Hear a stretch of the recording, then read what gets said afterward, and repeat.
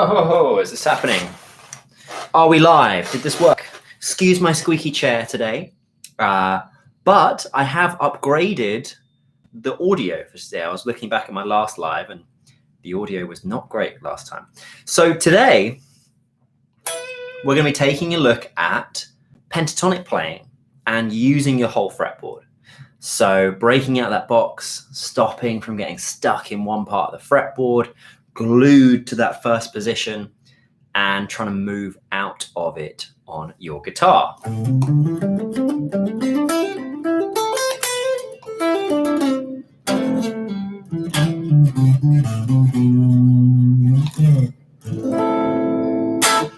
Cool. So I think the pentatonic is a great scale. And if there was an 80-20 for the guitar and soloing, which I think it probably is for soloing, I think pentatonic's it. Pentatonic is the 80%. I said that wrong. It's the 20% of learning scales to do 80% of the result. I would say that most of the soloing you're ever going to do, most of the solos, there's something based around the pentatonic scale going on in there. So it can't hurt, or it's very, very useful to know your pentatonic scales really, really well. And the place that's good to start with that on your instrument, and everyone kind of starts this. I remember when I was about 15 years old, my brother who played guitar came over. He was older than me, and he wrote down the pentatonic scale by hand. And I had no idea why he'd written it down at the time. I was just like, oh, cool, it's something to learn on guitar. So I learned this. And he might have even put the blues scale down too.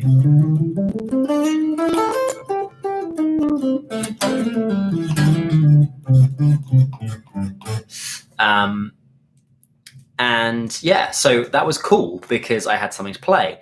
But just like a lot of people who learn the pentatonic scale, that was kind of where my playing stuck with that for a long time. I remember that I learned the scale, and I'd learned other patterns too. Like I learned the other patterns,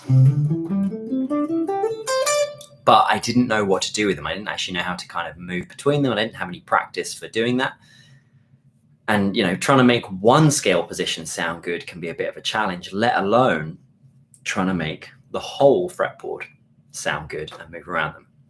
So what I'm going to do today is take you through a little set of levels or layers for trying to make your pentatonics actually sit on the fretboard, the kind of order that I think you should be learning them in, and how to have some fun with them. I've done these levels with lots of students before.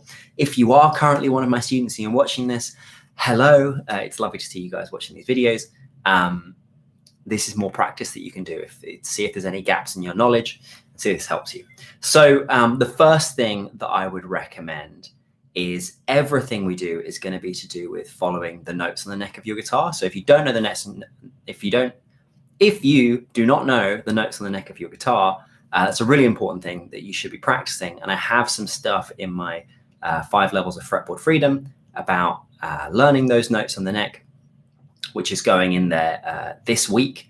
I update that file pretty regularly. So if you go and click on the link below, then you can start looking at how all this stuff fits together and start getting it. But knowing your notes on the neck is the first part of it, because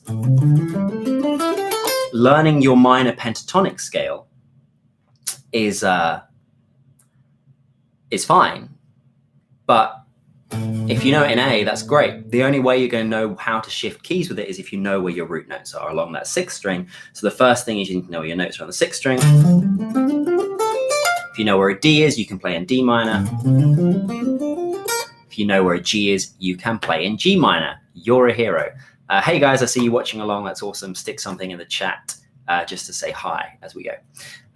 So what we're going to work on is taking, first of all, position 1. Once you can play position 1 of the minor pentatonic, the next thing that I think that you should really be learning is how to do the single string minor pentatonic. If you've seen my channel before, hey Yura, if you've seen my channel before, then you know what I'm crazy for those single string scales. Like a complete lunatic for it, like probably no one you've ever seen before. But I think they're really, really important. And it's one of the first ways that you can begin to break out of the box is if you know your single string scales on the minor pentatonic. So how do we play the minor pentatonic with a single string scale? Well, for an A minor pentatonic, the way the minor pentatonic is formed, we first have to know that it comes from the full minor scale. So we're going to start by looking at the full minor scale, and then we're going to chop out some notes. We're going to do some surgery on it, cut those limbs off. And then what we're left with is this minor pentatonic. And I realize that's probably not the best analogy I've ever done in my life, but we're going to cut some stuff out and then we're going to play it. Let's go for it. So the minor scale, the natural minor, we go A, which is our root. We play a B note, which is our 2. We play a C note, which is our 3rd. It's on the 3rd fret. We play a D note, which is on our 5th fret, and it's our 4th. We got an E note. It's the 5th note in the scale, but it's on our 7th fret. We play an F note, 6th note in the scale, 8th fret. G note, 7th note in the scale, the last note of this scale, and the 10th fret. And then we finish up on a root up here. Now, the important thing you need to know is there's no sharps or flats in A minor, but how that lays out on a single string, if you can go along the A string from 0 to 12 and hit all the natural notes, you're playing, first of all, you're playing in A minor, but also how that lays out is exactly how it should lay out in every key for that minor scale. So that's what the full minor scale looks like. And so if I can find any A note on the guitar and I follow that pattern of there's a gap here between the notes, between the A and the B, then the B and the C are next to each other. Full gap, E and F are next to each other, or note 5 and 6 are next to each other, and everything else has a gap. Then you've got your minor scale. So the important things to know is notes 2 and 3 are semitone apart. Notes 5 and 6 of the scale are semitone apart. Everything else has a tone, which is 2 frets. When I say a tone, I mean that's a jump of 2 frets. A semitone is just 1 fret gap, okay? So I can do that on any string, where if I can find an A note, remember I talked before about knowing your notes.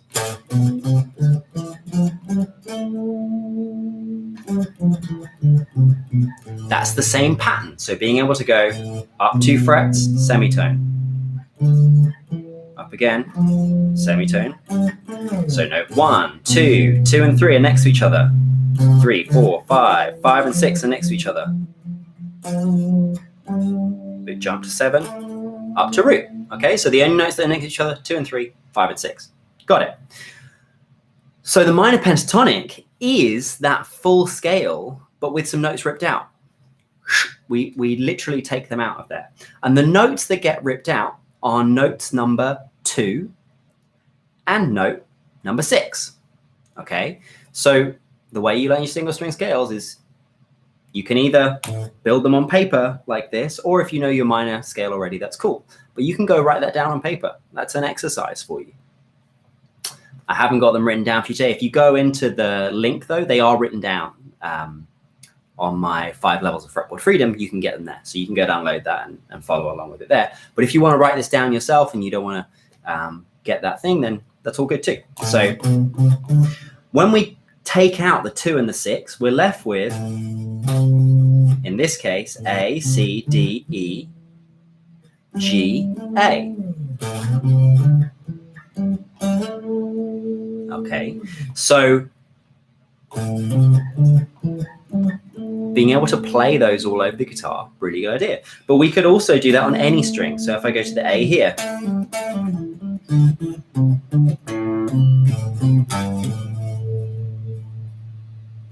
we can do it on string 4.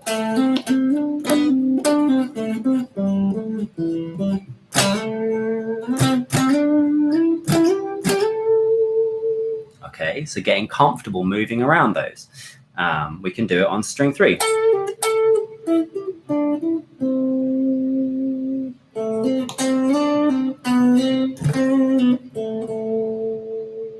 String 2.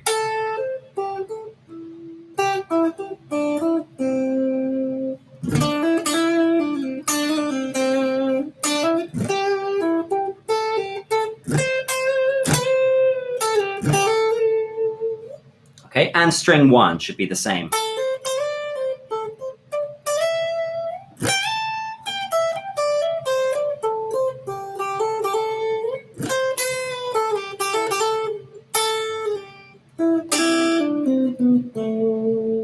All right, cool. And as always, we're live, so you get to see the realness in my playing and some herring mistakes. So working on those on single strings, I think is a really good exercise, because what tends to happen when we play this way on the guitar and we just only learn these patterns up and down, it's awesome the guitar can do that. By the way, I think it's the coolest thing on guitar that you can learn patterns and then stick them all over the instrument. One of the problems with it, though, is that we tend to end up playing the scales and they sound like scales when you do them. So one simple way to break out of that and start using your ear is to go sideways. Simply go sideways in this scale. And so an exercise you can do is, if you know this position 1 of the minor pentatonic, you can go challenge yourself to go to stop at any point on that and then switch to a single string scale. So if I go, okay, I'm going to play up to this string 4 and then switch off, and I have to go off in a direction.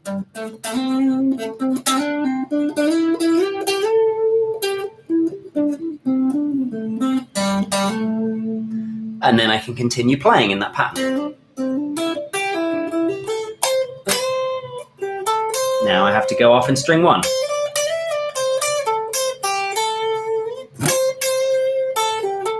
And then continue off in that pattern. And that works the same for the other patterns too. So pattern 2, which, by the way, if you haven't ever played pattern 2 before, pattern 1, just to take you back, is 5, 8, 5, 7, 5, 7, 5, 7, 5, 8, 5, 8. And pattern 2 is 8, 10, 7, 10, 7, 10, 7, 9, 8, 10, 8, 10. It's the exact same notes that I was just playing before on that single string. Same notes. We're just crossing strings with them.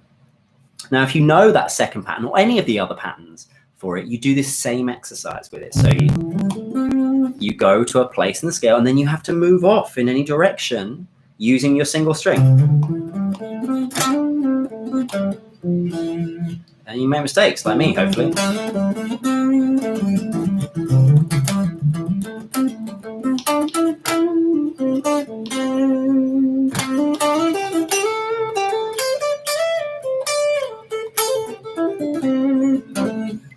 And so you connect your scale patterns with single string lines in between. Okay, that's one way of dicing up the fretboard.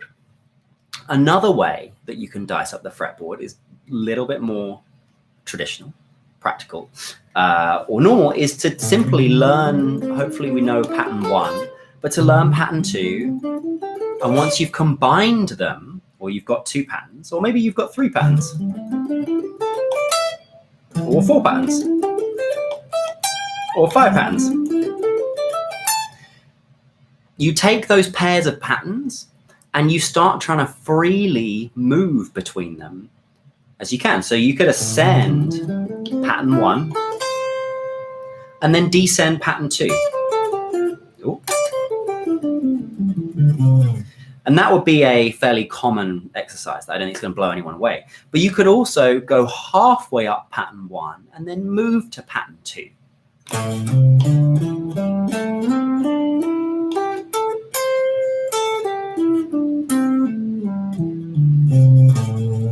You could go halfway up, move, and then have to come back down and do the opposite coming back. So you come back down, and then halfway through this, you have to switch over to pattern 2.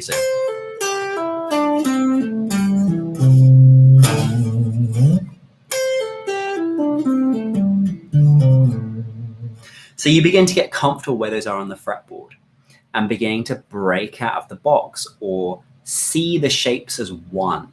It's trying to connect those puzzle pieces together in your brain, or just make micro connections once you've got some drilling done in your playing. And then you can do the same with 2 and 3. So 2 and 3.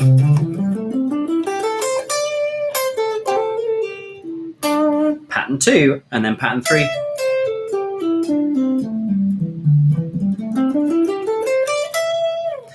Pattern 3, you can go up pattern 2,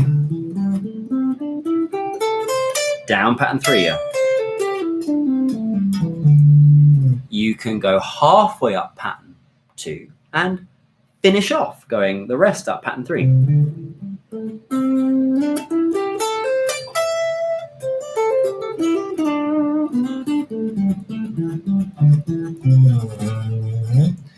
Etc, etc, etc. So trying to connect them and like open it up so you can fluidly move different ways around that fretboard is really important. Okay, so that's my tip number 2, is take the existing patterns and then try and actually move halfway between them or slide. And of course, we've only done adjacent patterns at this point, but you could go up halfway in one and then finish the second half up in position 4 or position 3. So up 1, continue up in position 3. Now, my third top tip for trying to break out of your patterns on the fretboard and really understand what's going on is to learn some pentatonic solos. So a great example is Belief by John Mayer.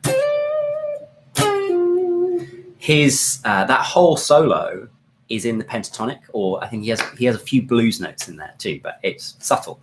If you start learning just simple pentatonic solos, you'll start integrating that with, what box is he in? How's he using that? What notes is he on here in relationship to the key we're in?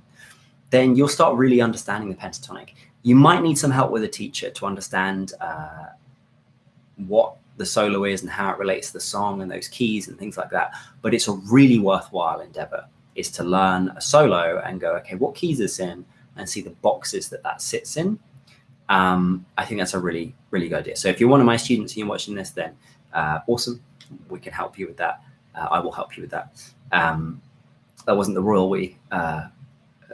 Obviously, it's not just me that teaches my students. I have a school, so I have other teachers there too. Don't just refer to myself in the third person. Is that third person? Yes, I think that's third person all the time. But just some of the time.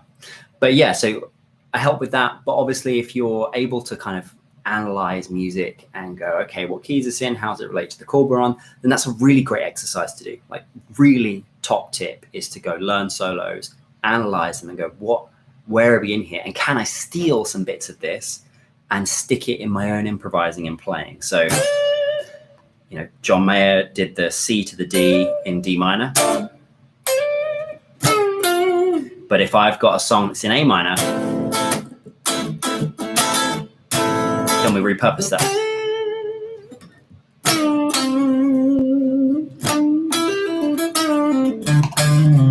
Can we steal that? And hopefully the answer is yes, we can. And if we can't, then some work to do. I think everyone can. It just takes some practice, or you get a teacher and get some help from there. All right. I hope this was helpful. If you want any extra help or advice, just leave me a message in the comments below. I love going through them. I actually design a lot of these sessions based on the feedback I get from people on the YouTube videos that I've done so far. So if you want any more help, hit me up, subscribe, comment. I do videos on Thursdays and Saturdays. Thanks very much, guys. See you next time.